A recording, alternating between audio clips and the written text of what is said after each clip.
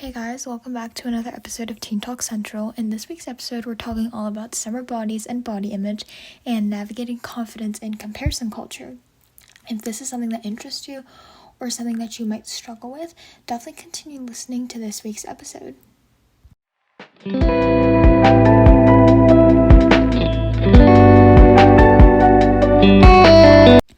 Okay, so on today's episode, we're specifically going to be focusing on how summer can magnify insecurities, more skin, more social posts, more comparisons. This episode is going to explore the psychology behind body image and how social media completely distorts your reality and what teens can actually do to feel better in their own skin. So I want to kind of set the tone with why does summer make body image feel 10 times louder? It's essentially starting off with the idea that the clothes that you wear in the summer tend to be less coverage, right? For example, if you're a girl, you might be wearing bikinis more often or crop tops and jean shorts, and guys might be completely shirtless with just swim trunks on or whatever, in comparison to the winter when you are, wearing full layers, you're wearing many jackets, depending on where you live. Like in California where I live, it's mainly just like jeans and, a t-shirt maybe, or a longer sweater. But it's basically you're more exposed. You're making your body more exposed with the clothes that you're wearing. And it makes you feel potentially more insecure. And 80% of teen girls and 60% of teen boys report body dissatisfaction. And I think we also want to remember that it's not just girls that go through insecurity in their bodies. It's also guys. I think it's more prone to girls speaking up about it, as you can see by the 80%. But still, we have to remember that anyone can be insecure, and obviously we don't want anyone to be insecure, but it's just kind of a reality that we do live in. So, as I said, less clothing equals more visual comparison, right? There's more photos, more posts, and more judgment from others and ourselves.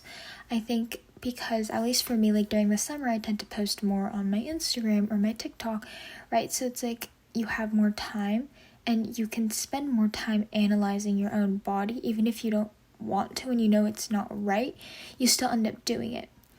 And I think it's the idea that I have to look like everyone else. And I struggle with that still. It's I see someone on Instagram and I'm like, oh my God, I want to look like them. But I'm like, oh my God, but I don't look like that. I don't have a snatched waist like she does.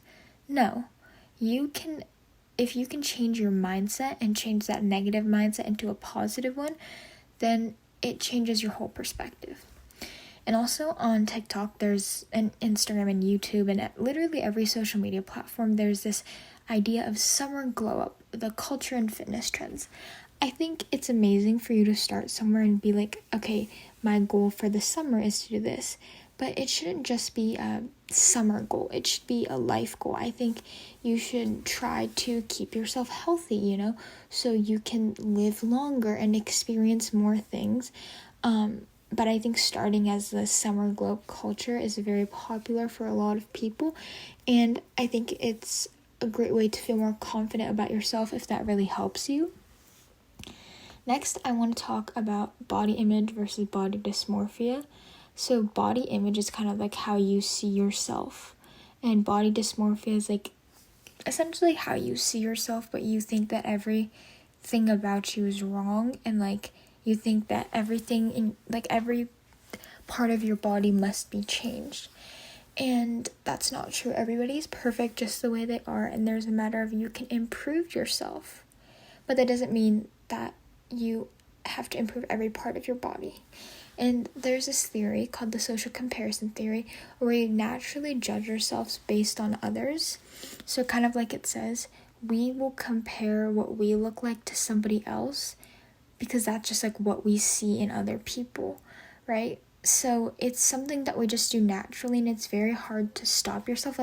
Even the most beautiful person that you think is out there in the world will still compare themselves to somebody else because it's just something that we do. And I know everyone hates it, but we do. And then there's mirror exposure and negative self-talk loops. I personally think that mirrors are probably one of the worst things ever created because it allows you to criticize your own body, right? You can stare at yourself in the mirror for hours and criticize every part of your, maybe your skin texture or like how you look and stuff. And I just think that's so wrong. And then you get into the idea of negative self-talk and you're always like, oh my God, like this, like this is not good enough. This is not good enough. No, it's because we don't know how to get out of that cycle, which unfortunately is really hard to get out of. It kind of makes people feel that they're not good enough. And then there's the reward cycle of compliments and validation, which is dopamine hits, which is more obsession. So maybe one day you didn't eat as much food throughout the day and you go to a dinner and then everyone's like, oh my God, you look so skinny, you look so fit, like you look hot, amazing, whatever. Then you're gonna be like, oh my God, like if I don't eat in the morning and the afternoon, then like everyone's gonna call me skinny. And then you're going to get into this cycle of not wanting to eat or not wanting to do whatever. Or whatever you did that day that is a little bit different. You're going to get addicted to that kind of feeling and the validation and the dopamine, which is just going to make you get into, again, another never-ending cycle, which could potentially be damaging to your body and yourself just for a couple minutes of good feeling.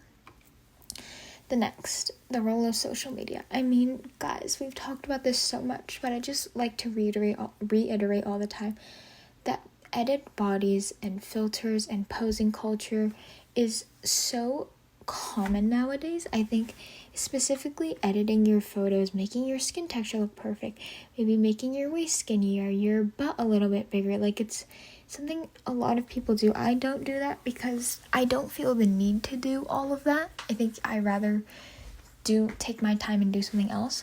But some people do that, and then other people compare themselves to them, not knowing that what that person is doing is not 100% natural. But then you don't know that, so then you go into this spiral. And then posing culture, same thing, kind of like doing certain poses to make certain muscles on your body look better, stuff like that.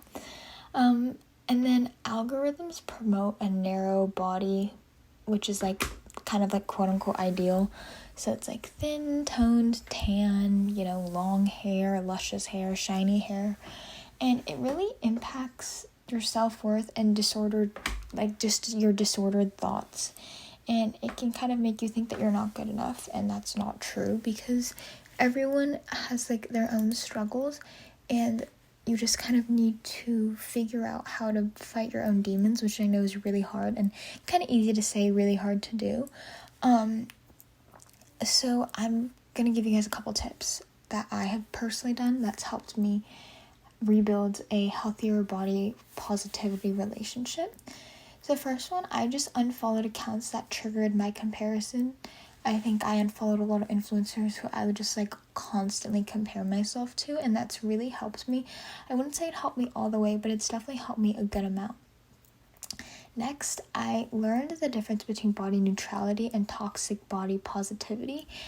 Body neutrality is kind of seeing like, okay, I like where I am, but here are the areas that I want to try and fix.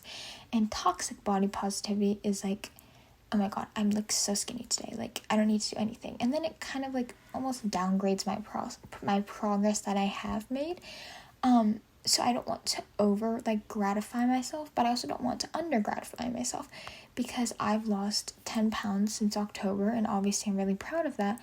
But also, I don't want to over gratify and be like, okay, now you lost 10 pounds. Now you can eat whatever you want. Now, for me, that's not the case. And then practice gratitude for function and not appearance. So it's like, instead of just being like, oh my God, my legs, they're so awful. Be like, I'm so grateful that I have legs that let me move and walk around, right? Or if you're having a really hard workout and you just want to give up, you should feel like, how lucky am I to be able to push myself to the fullest and be able to feel pain and get better every day. I think that's something a lot of people don't really realize. And I think it's really helped me with my own body positivity and like restructuring my brain. And last is just media literacy.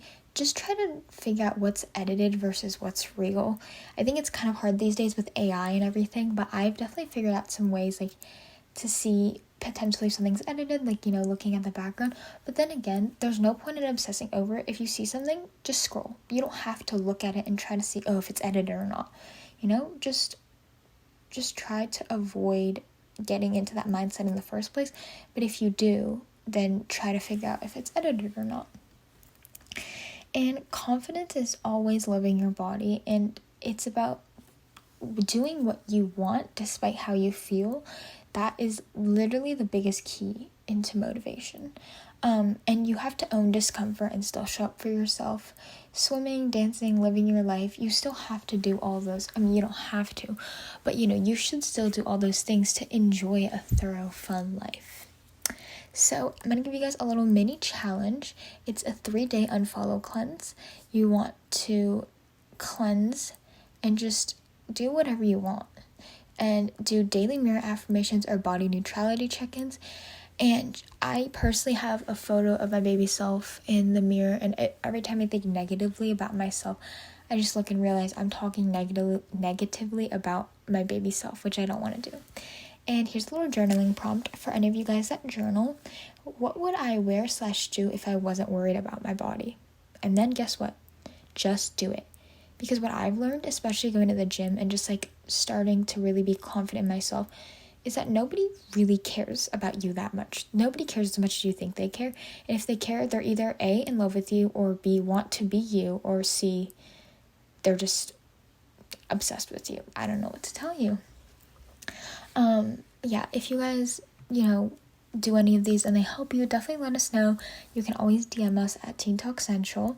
And I hope you guys have a great summer. I think everyone should be graduated by now, hopefully. And if you're still in school, good luck. You got this. You do amazing. And then just think about summer is a couple weeks ahead. And if you guys ever have any episode recommendations or requests, definitely let us know. There is a Instagram highlight, or you can DM us. Put it in the comments on whatever platform you're listening on. It is always greatly appreciated.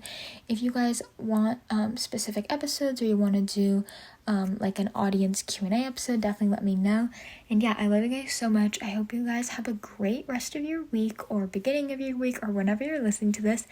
And stream Teen Talk Central on all streaming platforms. Share this with a friend if you found it helpful.